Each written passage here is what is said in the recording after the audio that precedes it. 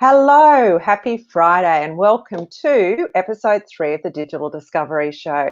Thrilled to be bringing this to you. I'm Liz, one of the co-founders of Tourism Tribe, and of course Navii as well. So bringing you these interview sessions, sharing with you stories from the front line in small business, in regional communities, in tourism, and looking at how businesses are really helping themselves, thinking about this really challenging time in COVID and other challenges that are thrown up to us in life generally, but certainly the business impacts that many Australian communities have been through, and how we can use digital and how we can use techniques to really help ourselves, and sharing those stories because it's so important. That's how we learn, particularly in small businesses. We know all of the research shows us that when we see examples of what other small businesses and regional communities are doing, we can relate to them. So that's the whole idea of this program, is to bring you those real case studies and those real stories, and get those through to you. Today is end of another big week. They're always big weeks, and it's been terrific. We've continued to launch the BizKeeper program and had gearing up towards the live start of that on the 9th, next week, on Wednesday the 9th of September. And that's a foundation course that's going to be really useful for people who are looking to take that next step and need that guidance and direction in terms of embracing digital as something that becomes their best ally, as opposed to it being that thing that they put on the back burner for a while, and now's a good time to do it while things are pretty quiet. And we've also got lots of free resources you can tap into as well, like our free Smart Tourism Marketing System program. You can see that on the screen there, free course. But end of the week, happy Friday again, and Friday means introducing you to somebody really interesting, and it's my absolute pleasure to introduce you to Ali Mclean. Now, Ali hails from the Shire of Hay, and she heads up the projects in there. She's project manager for their economic development team in Hay. Hi, Ali, how are you going? Hi, Liz. Hi, everyone. So we're going to have a chat with Ali about the initiative that she's running there, which is called Reboot Hay, and she's going to tell us about that. And I think I'd like to start, though, Ali, by just asking you about your story and a bit about Hay, your part of the world, why you're there, what you do there, and tell us a little bit about Hay in New South Wales. So Hay is down in southwestern New South Wales. We're halfway between Adelaide and Sydney, and we exist on the Hay Plain. So it's the flattest place in the Southern Hemisphere. It is quite a spectacular landscape because of that flatness, and we have obviously amazing sunsets and sunrises that are uninterrupted. We've had a couple of hard years here. Obviously, drought has impacted us quite significantly, and we were only just really recovering from the millennium drought, I should say, when the next one hit. And that's always hard for our town. We lost a significant portion of our population. We lost in that millennial drought that age group who would now be having children and going into business and being our leaders, and those people left and they didn't necessarily come back. So we're at a stage now where we're trying to really reboot our community, both from a tourism point of view and an economic point of view. And we've got a new general manager at our council, and it has been amazing. We've just got this new breath of fresh air. It's a really proactive council now, and we've luckily been able to back that up with some funding, which always helps to be able to implement some of these programs that have been on our wish list for a really long time. So I actually live 100 kilometres from Hay on a sheep property. And it's a little drive down the road, isn't it, for you? Yeah, well, it's amazing what you get used to. We don't think that's anything, 100 k's. And so I live out there, and I have been working in tourism for about 20 years, particularly with the Long Paddock touring route, one of our drive tours down here. And I've just taken on this role with Hay, and it's been fantastic. It's a really positive experience, and I'm amazed at how positive our tourism operators are given everything that they've suffered over the past couple of months. It's amazing. I wonder if it's that sense of we're not going to give up now. There's, it's not an option to give up. We'll take every opportunity we can to make this work. Sort of like a nothing to lose attitude now. Given so the things you've experienced, like drought was the big one for you guys, wasn't it? So you've come out of an elongated drought season. That's been the key thing. We have, and obviously small community, very reliant on agriculture in terms of our economy, and then tourism sitting to the side of that. And I mean, tourism actually has been our lifeblood over all of those years. And what was interesting during COVID, when the first social restrictions came in and we saw the impact that had on tourism initially, it was really interesting for our businesses because it made them realise how important tourism is to their bottom line. And so we've been able to use that as a real positive. So they realise now how important they are. They want to do something to improve their businesses.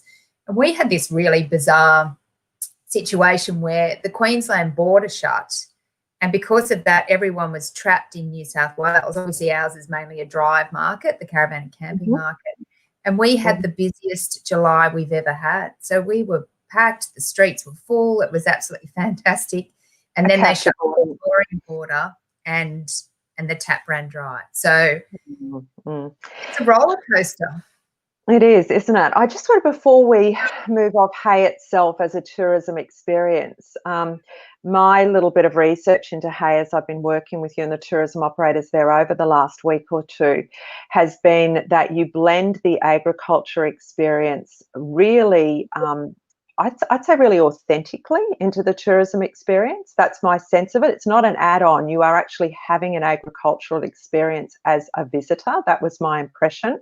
And when we look at some of the images that are online for Hay, I see that, like in your Instagram posts, it's really authentically telling what that agricultural lifestyle looks like, and how beautiful, how unique and beautiful that is, and particularly to somebody who doesn't get to live with that and experience it. So I think you play on that in a very genuine kind of way. Yeah, I think it's great. I think that's great. It's really, and that's what works, isn't it? It's about telling your story. And I just have to mention also for people who are listening that, given that when we talk about digital and digital communications, how something is working for you as well, coincidentally, which is your historical angle, and one particular story that Hay absolutely owns, which is in the Second World War, and Japanese people being interned in Hay, and how the ABC podcast series, the history series that they run, has just published a 2 episodes podcast on that, and how that is so interesting to listen to. And that's yours. You own that story. Now ABC have done that, interviewing locals in the area about what that looked like, and how you've already started to see some visitors, some of your operators were telling me, as a result of that podcast. So I'm just digressing to that for listeners to, if they want to go and listen to something really interesting about Hay and just sort of understand a bit more about it. But it's great how also podcasts are now starting to trigger awareness. And so that history line is really important there. And that history, to be able to bring that alive is so important for us. So we've always had a static display and an understanding for people, information panels, etc., of our history, but we're now starting to move into digitising that history, bringing it alive to people where they are. So it gives them a real taste of, Hay as more than just that agricultural that we were talking about, which is so important to us, but our history is really rich, and it has such an impact on the rest of Australia that, we find it fascinating. And now it's really good to have that validated by other people. So they've listened to the podcast and they're coming to visit Hay. So it's podcasts are an amazing tool to be able to really get into people when they are relaxed and receptive, I think. And then in terms of our ag, we're really realistic here, I think, and that comes probably from that agricultural background. You can only work with what you've got, but let's make the best of it.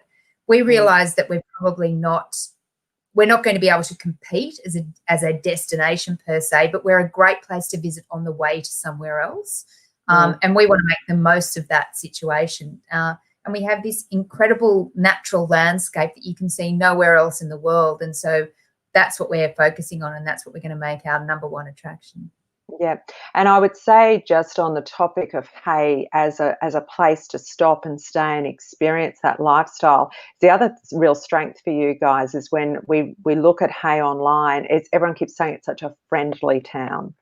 So that speaks to what you were saying about the enthusiasm of your local business community and recognising the value of tourism, that people are so welcoming to tourists, and it's not an effort for them to be hospitable and say, welcome, come have the best seat in the house, we want you here. So and people are advocating for Hay about that. So you're doing a lot right, and hats off to you. But I want to ask you about it, what it looks like as somebody who's a manager in council who, you know, when you were able to secure this funding, what did you do? What's been your approach, and that you're working on now to really sort of reboot Hay? What does that look like? I think the first thing that we looked at was economically what is realistic. There you can apply for a lot of funding and you can do a lot of fuss and bother, I like to say, and it doesn't actually have an impact. And anyone who works in local council knows that you can't con your own community. So there's no point trying to do a top-down approach. This is what you need to do. It just won't work. So we actually went out to our businesses. We secured the funding, which was drought funding, which was we're eternally grateful for, that the government actually recognises that we do need additional help outside of that agricultural sector to be able to support our communities. So we secured the funding, but then we said we're actually going to go to our community and say, what do you want? So we did a business survey, a whole of business survey, and we got some great feedback. Not all of it was positive, and that's fine as well, and we've addressed that. And we've made that public to everyone, so there's no more secrets. Everyone can see what we're doing. But we've actually listened to what they said. So some of the things that I had initially planned, the businesses weren't interested in. And so we're not going to do those at this point.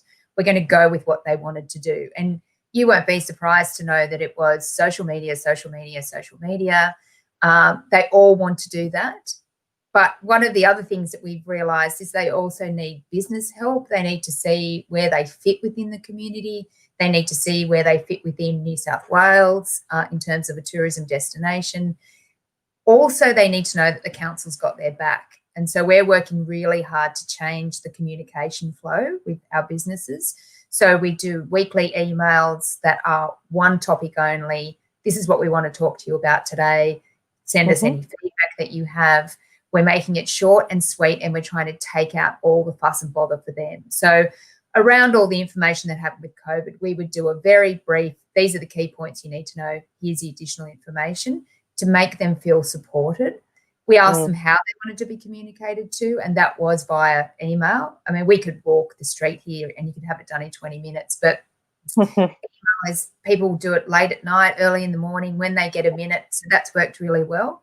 But we also heard from them that they wanted assistance, and they wanted it to be very practical. And so what we wanted to do was get Tourism Tribe involved so that they had a very hands-on, practical approach to how you develop tourism after everything that we've been through. Yeah, and that resonates, those findings that you had and feedback that you're talking about, that resonates generally with what we hear about small business, that the approach needs to be very hands-on, supported, practical for upskilling. And they need to see, the other thing we always hear is that they need to see examples of other businesses and what they're doing, or other tourism regions in this case and what they're doing. That means a lot more than just giving them the theory. So that's why it's really important with this program that we're running with you for their tourism business development, is to include lots of examples, real life examples, but also support through that program and hand holding with them. It's interesting what you said about things that they didn't say they needed, but you feel that also is necessary. That's like that Henry Ford theory, isn't it? You know, if you had have asked them, what do you need with horse and cart, they would have said faster horses. So we wouldn't have got the motor car. And that's another thing when it comes to business development, and particularly what we see with digital, embracing digital, is people don't know what they don't know.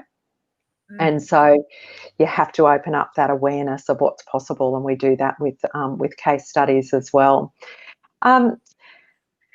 What do you think is going to kind of be the critical thing for them to grasp these opportunities? I mean, you know that there's lots of different opportunities, and you talk about taking away the fuss and bother. What do you think, if they only did one or two things, what do you think would be the best things that they could do you reckon? I think probably for our businesses, they need to back themselves just a little bit more and recognise that we do have some good tourism product here, that there's lots of opportunity to develop, and that's okay. If you're not perfect right now, that's fine. And I think doing it as a group, like we're doing, where we're all in there together.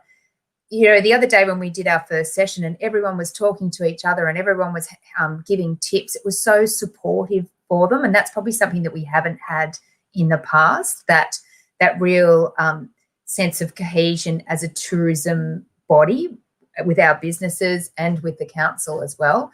So that was really fantastic. And I think if we can give them confidence that what they're doing is good, that we can all improve, that's the other message that I think is really important. We don't pretend to know everything. We're learning as we go along, and we're learning from some of our businesses as well who do it really well. So that's probably one of the key things that we want to give them and what we hope they take out of it. But even just seeing them inspired by some of the practical tips the other day was great, because it means they're going to go back and start improving their social media, improving their digital experience. And by doing that, they're going to improve their tourism product. And that's great for everyone. So those small wins that you can get quickly are really tantalising for our tourism businesses. You know, you do a course on Tuesday and by Thursday you're already starting to see something that you've done. That is so comforting when you're in business or when you've been to a workshop. And the fact that they're seeing the other businesses do it as well, it's really fantastic for us. And I think as a council, we're also trying to lead the way. So we're doing the old do as I say and do as I do. We're really working on our social media, and we're really working on engaging with other communities, with other tourism bodies, with other organisations, so that we can learn from them as well. But that sense of cohesion is what we really want to foster with our businesses. And that, I mean, it sounds a bit trite, you know, we're all in this together, but we really want that to be the case. And this is our first step in saying to them, you told us what your feedback was. We've got a program that's going to deliver that. Now build that relationship with us, so that it's less about, you know, sometimes people see councils as being the, you know, an authoritarian, you know, it's roads and rates and rubbish. You know, what are they kind of doing? Tourism, it's almost like it's to the side. And what we're trying to do is just change that whole view that tourism is just as important as any other industry, in fact, vitally important for us, and that council supports that. And that's really important for them too, that it's the value that we're giving them as an industry, and the value that gives them then as business owners as well, is really important in a small community. Yeah. Oh, you're doing so much that's right. Just for the audience, I'm just going to explain, because I haven't. It's because of COVID. So just the backstory for people listening. Ali heard about Tourism Tribe via a mate in another region, and made the contact and said, look, what could you do in terms of a program to help them to develop their tourism skills and embrace digital and social media better? And so we put together a 4-week program, which is a series of workshops, support through over that period of time, access to Tourism Tribe, learning library, very interactive, you know, lots of exercises and things. So 4 workshops as such. And that's not an unusual kind of program, except because of COVID, we can't physically be there, of course. We can't get over the border. And so what we've done is we're workshopping it via Zoom, which we've started to do. And so everybody comes together into the council chambers.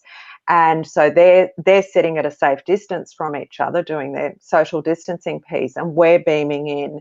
And so it's like we're there. So we're building that rapport. And so that's just, you just can't let travel restrictions stop this kind of thing going ahead. And so I just wanted to explain that, how that was happening in a physical sense. And it works quite well. It's we've been doing quite a lot like that.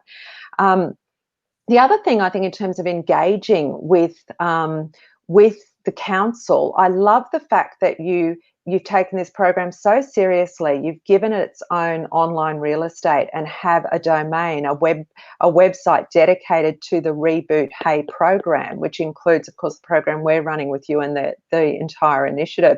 So you talk about your weekly emails, you talked about the survey, but you also convinced council to create a Reboot Hay website. So that to me says that you've really got the councillors around the table are really bought into this. So that's so important too, isn't it? Often I see with councils, as you said, tourism is off to the side, and so it's kind of like, oh yeah, we've got to spend a bit of money on that tourism initiative over there, So what do you think your success criteria? How are you successful doing that? The website has been such a bonus because it gives us that interaction. It's like immediate. So it's not going through a council website that then goes to someone else and then comes to you. And there's also, we were talking about it. It's two very different audiences. When you go to a council website, you're looking for straight up stats and information as a ratepayer or as someone. When's the library open or, exactly, that sort of stuff. And we wanted very specifically to sit outside of that, to say that this is a program that is going to run differently to the constraints of council. So it's not going to be that bureaucracy. It's not going to be that dry kind of, that perception that will be dry and uninspiring. And so we then chose 3 key criteria that we wanted for our businesses, and that was to inspire them, because of our distance from everywhere, it can be quite isolating, and you can actually operate in isolation here almost successfully. And we want them to actually look outside and see other businesses that are doing it really well in rural and remote areas. So we want to inspire them. We want to educate them in the way that they want to be educated on the topics that they want to be educated on. So get that push to come from them first, and then we will find someone who is excellent and deliver that for them. And then we wanted to provide them with information, like I was talking about with the emails. So it is the key points, it's fast, it's sharp, and we then become like a library of information for them around grants, around tourism, information around any kind of business workshops or skills that we can deliver them or we think is worthwhile for them to know. So we act as the filter for all of that information that ends up in your inbox often, and we curate it for them so that it's easy for them to understand. And in doing that, we have become quite a trusted source of information. And so now they're looking for our emails to see what they need to know. And that is invaluable for us in terms of the relationship that we now have with our tourism operators. We can then start to lean on them as they lean on us. And that's been really great. And that, I think, has come from the website and the emails as well. But the website is also, it's visually appealing, it's short and it's sharp, and it's what we want them to be doing. So it's that lead by example again. There's not a huge amount of information on there, but when we do put something up on there, it's what we need them to know, so they don't have to sift through a lot of information again. So that has been very helpful in terms of rolling the program out, and it's something that we will continue to use into the future, the more funding that we can get, we hope. And I can imagine that you could use that as a channel too to show examples. So where they start to develop their digital skills, be that make improvements to their website, great social media posts or engagement, do some video at their tourism business, whatever it is, you could actually start to showcase those examples, which is going to help with that inspiration as well. Exactly. We actually found the Mm. other day in the workshop, after the workshop, when the chit chat was happening, that there are people who are already doing it really well in Hay, and some of those people were in the workshop, and some of the other businesses were having a little chat to them. So they're starting to do that. They're starting to look at each other's businesses, which is great. We need them to be looking at each other and working collaboratively. I feel like I'm playing meeting bingo, like I'm ticking off all those words of collaboration, journey, together, lean, all that yeah. I know. But it was really great to see them talking to each other and getting some tips. And that's exactly what we wanted to do, was to get them in that space where they can feel comfortable with each other, so that they're not in competition with each other, but that we're all in it together. Oh, there I go again. Yeah, we're all in it together, Ali. We're all in it together. But it is about partnerships at different levels, isn't it? And it's also about supply partnerships. I mean, we talk about this, like you and Hay Council and me and Despina and Tourism Tribe are building a good relationship, and that's really important. We talk about that with a lot of tourism businesses, or any small businesses, and their relationship often can be really challenging with their web developer. That's a real common thing. And I don't know if you have any local web developers around Hay that people would use, or if they need to go out of town. But having that really good relationship with your web developer is critical, so that the owner can have control of the website and can know how to update it and make the most of it. And that's something that we will, it's probably that next kind of level for your group, but sort of edging them towards, if they are going to have a website for their business, because some of them I know don't have, then that knowing how to communicate their needs, and choosing a web developer who actually has their business interests at heart and understands something about business and marketing, isn't just creating like an online brochure which is their website. But the relationships are critical, and you're facilitating that, and I think that's key. We found that with the other programs that we've run, is even in the virtual space, where we might have had 30 operators in an intake into an online training program from all around Australia, they would start to build a relationship with each other in the group sessions, and they'd start sharing outside of the session. They would start, oh, well, you should try this works for us, and we just love it. That's just fantastic that they're doing that. So I saw it too on Tuesday in the first workshop, that they were all a little bit, sitting back a little bit. By the end, though, I couldn't keep them quiet. They were all contributing, so it's great. And it's been really interesting also, I think, with the Buy from the Bush campaign has given a lot of confidence to our businesses that they can go out beyond this market here, which is fantastic. And introducing them to the joys of digital media, where they are really getting beyond the boundaries of Hay, is really exciting for them. And I hope that they're getting to that point now where they see that as a real opportunity, that it's not just Main Street Hay that they're talking to, it's a much broader audience, and you just never know where that's going to lead. And that's really, I think, exciting for them, and they will get on board with that as well, I'm confident. Yeah, well, it will be interesting to explore what is produced or handmade or designed in Hay that could be sold through e-commerce. That's just another way of it. We did a Facebook series called the Haymakers, and we actually went to all of the people we know who make things at home. And in your mind you're thinking, oh gosh, doilies and jam. But what we actually found was, what a good doily! Come on. The most beautiful handmade products that they are next level gorgeous, crocheted from hand dyed wool, handmade wool skeins, paper daisies, just the most amazing array of things that we didn't even know that we had here until we went out and said, hey, put your hand up, guys. And we did a Facebook series on them, and they all got business from that as well. So it's been really great for us as well to see what's out there that we didn't know, and we're locals. The Haymakers, I love it. It's very good. And make hay while the sun shines. There's so much you can do with that. puns, so many. Who are your so many puns?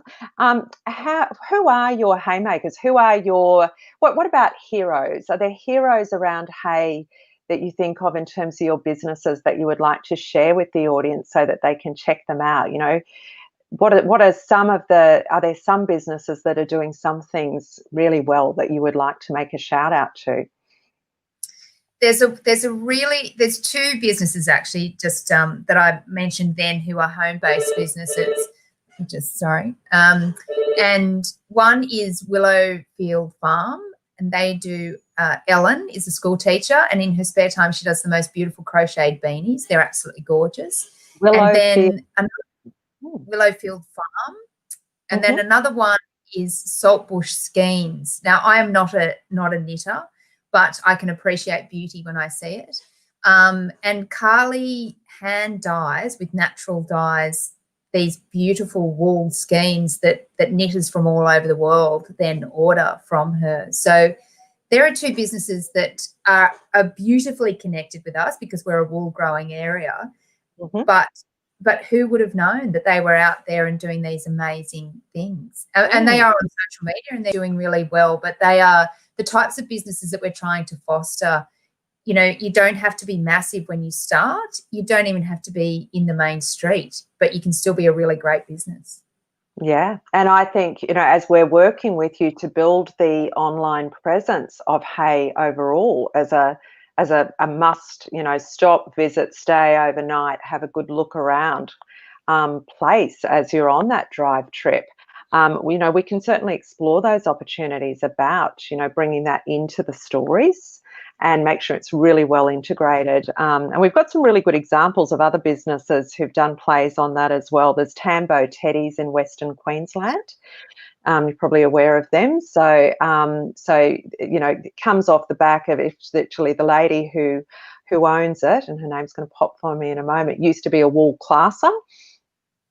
This woman knows her wool, but now she runs Tambo Teddies and has a actually in Toowoomba in South Queensland. That's where they are sewn by people who have had to look for work, who have come in as immigrants. So there's great stories in there, and she's really good at storytelling around people who've purchased the teddies as well.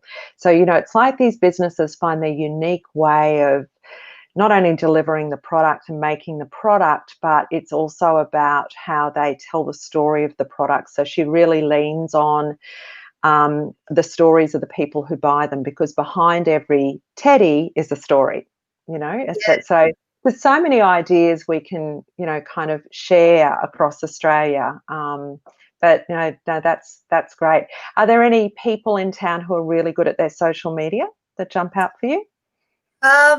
We've actually got one of our artists. We have an artist in town, Chris McClellan, and he owns an art gallery, and he is an incredible artist. He does very fine pencil drawings, and they're quite incredible. And you can go into his art gallery and actually watch Chris do the artwork, which is, it's mind-blowing. If you're not artistic, it is just incredible to watch, and I'm sure you'd appreciate it more if you are. But you know, Margie and Chris were farmers. They've moved into town. Chris has made his passion now his work, and Margie's a photographer. And I'm sure they wouldn't mind me saying, but they're at the older end of the spectrum, and they are really inspiring because they haven't sat still and just gone with traditional modes. You know, they're out there. They are trying to build an audience around Chris's artwork. They're very generous in terms of their social media about who they help and promote, and that's the sort of thing that we want to see happen as well. That you know, at any age, at any stage, you can get involved in social media. There's not a hurdle that we can't help you get over to be able to do that. And so I find Chris and Margie are really inspiring in that respect. But then by the same token, we had during COVID our bakery. Now they were shut down and they couldn't open up, if you remember right back to the very beginning. And they pivoted in a week to doing home deliveries, orders online, doing Facebook shout outs. It was so great to see this little bakery just turn around and deliver what the community needed. So there's so many of them that do it well, who we are incredibly proud of for what they've done in the past couple of months to cope with that. But that's just another great example of what a small business can do in a small town. Yeah, no, that's great. No wonder you've got cohesion and people working together, because they've got that, fighting attitude, haven't they, to survive? So good on them. That's really good. And I think some genuine home pride as well is what I sense as well, which is, you can't make that happen. That's just there. Really good. Really good. What do you think are some of the goals that people are working towards through the program that we're running with you, the Hay Tourism Development Program? Do you think there are some clear goals as a group or for individuals? I think they have put up with a lot, our businesses, over the past couple of years, particularly the last couple of months. I think have been trying for every business everywhere. So I think one of their first goals is just to remain hopeful, and that may sound a bit trite as well, but that's really important, that they have a sense that things are going to get better, and by doing something like Tourism Tribe, that's going to help things to get better. I think because we're such a pragmatic community, the sense of actually doing is really helpful for us. So to be in a room and doing has been really good for their confidence. In terms of their goals, they want to make their businesses better because they know the effect that has on their bottom line. And for any business, let's face it, if you're not making a living out of it, then perhaps you might be in the wrong game. And as we said before, digital is such an important part of our lives now.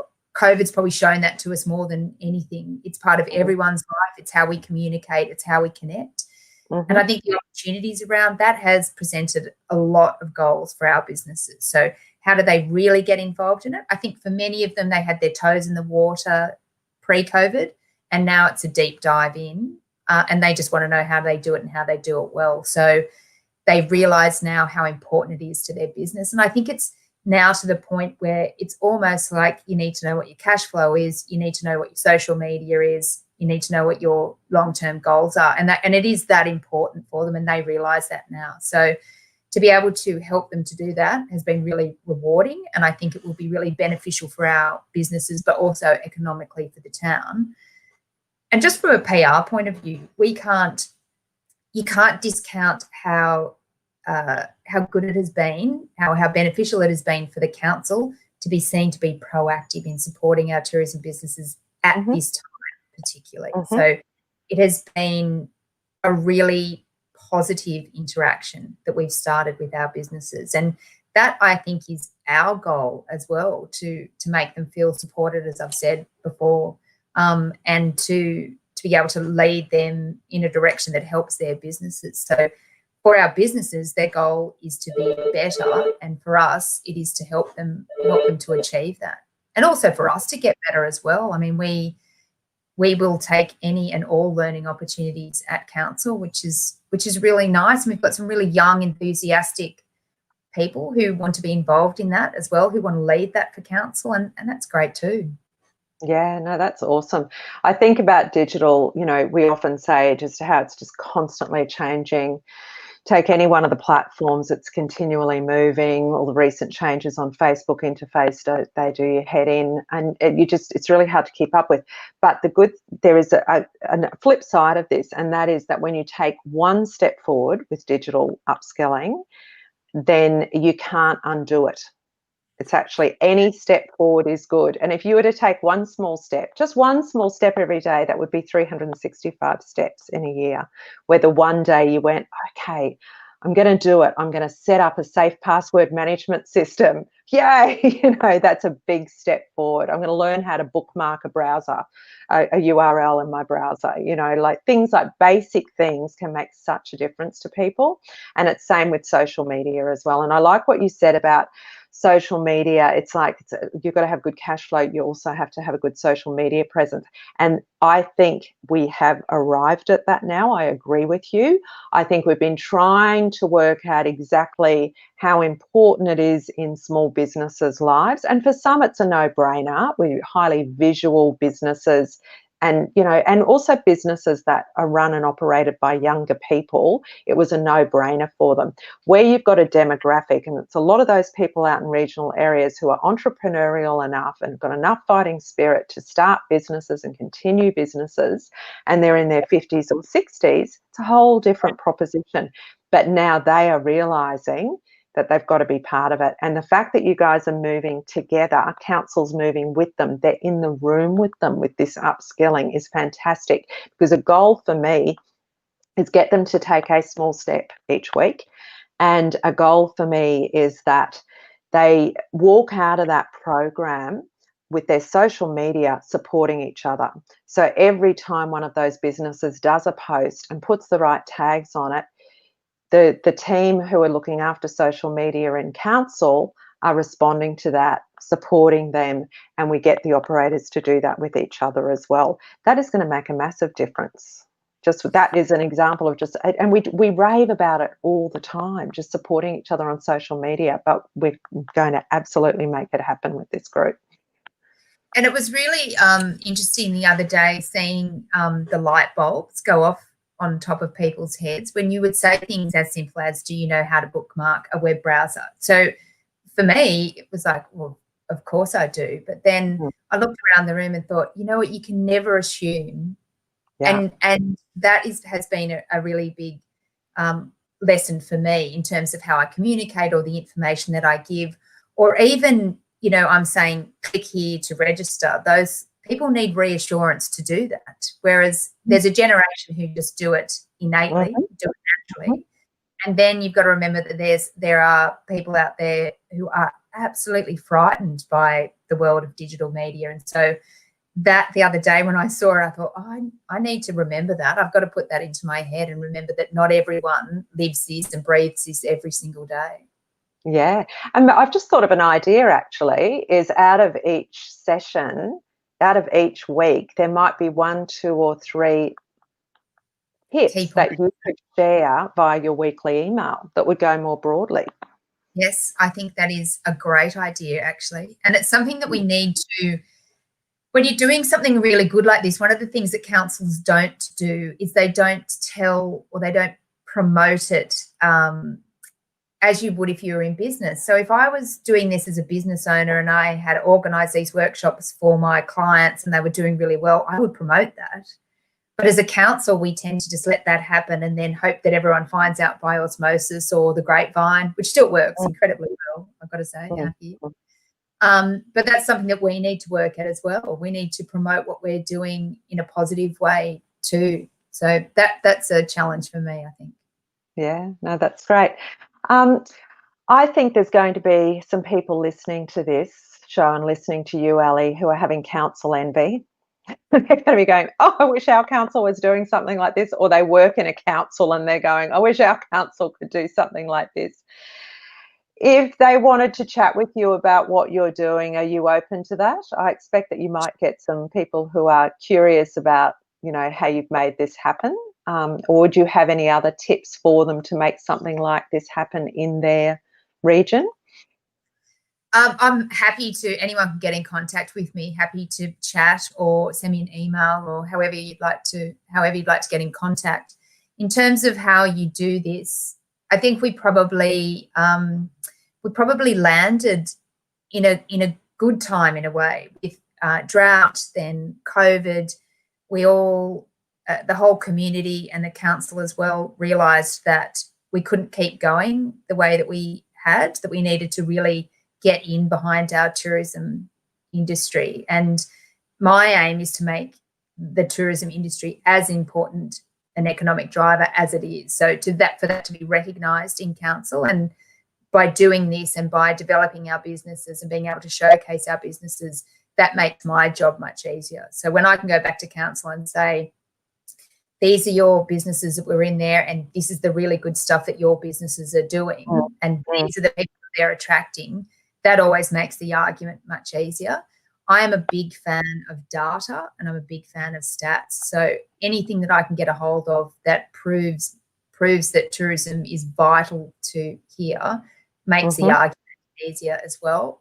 But what I've also found is that councils respond really well to being able to point at something almost. So being able to do a workshop where people are in a room and there's an image of that, or the councillors can see that, that is a win for us. So the more that they can point at, the more that you can say that is what council is actually doing, that makes it easier for me to continue for them to support these sorts of programs.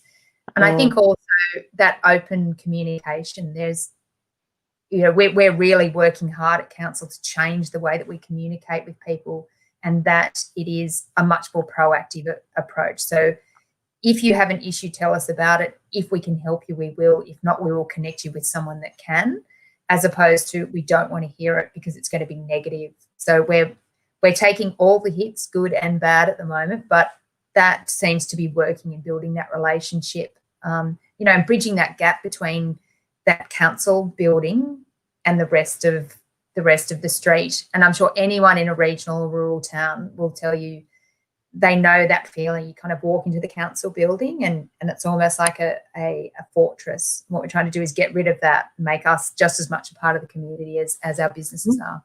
Well, it's interdependent, isn't it? Survival of everybody. In small towns, in small rural towns, you rely on each other, and council relies on the people in the town and the businesses, and vice versa. And you're the glue that's making it happen, Ali.